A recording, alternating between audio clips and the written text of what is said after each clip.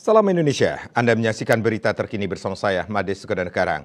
Pemerintah Kabupaten Temanggung, Jawa Tengah bersama KPU dan Bawaslu menandatangani naskah perjanjian hibah daerah NPHD untuk pemilu dan pilkada 2024. Dana hibah sebesar 43 miliar ini merupakan wujud komitmen pemerintah daerah dalam mendukung kesuksesan pesta demokrasi.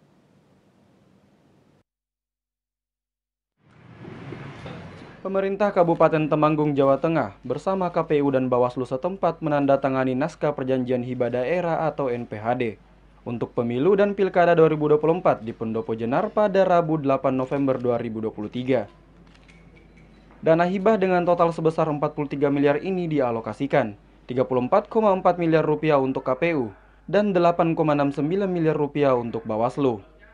Kedepan, pendanaan KPU maupun Bawaslu akan digunakan untuk menjalankan seluruh tahapan pemilu dengan baik.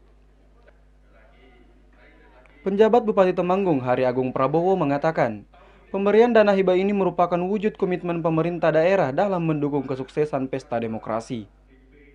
Nanti pada akhir tahun pasti akan diaudit, baik oleh internal maupun eksternal. Nanti akan diaudit oleh BPK, pasti oleh BPK atau BPKP nanti, baik itu KPU maupun Bawaslu. Secara pengawasan tidak ada, karena sudah hibah semuanya. Diserahkan tahun ini semua? Atau? Tahun ini kita serahkan 30% ya? 40%.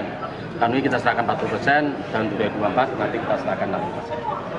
Karena di 2023 ini ada beberapa tahapan yang akan dilaksanakan oleh KPU dan Bawaslu.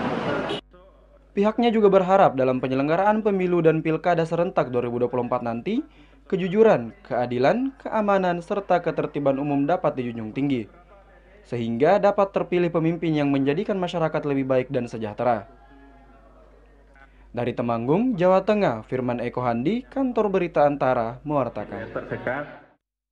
Berita terkini bersama Minyak Kapun Ganapati, Usada Bali Keluarga Sehat. Update terus informasi Anda dengan subscribe dan like YouTube channel Bali TV @newsbalitv. Tetaplah bersama Bali TV. Salam Indonesia.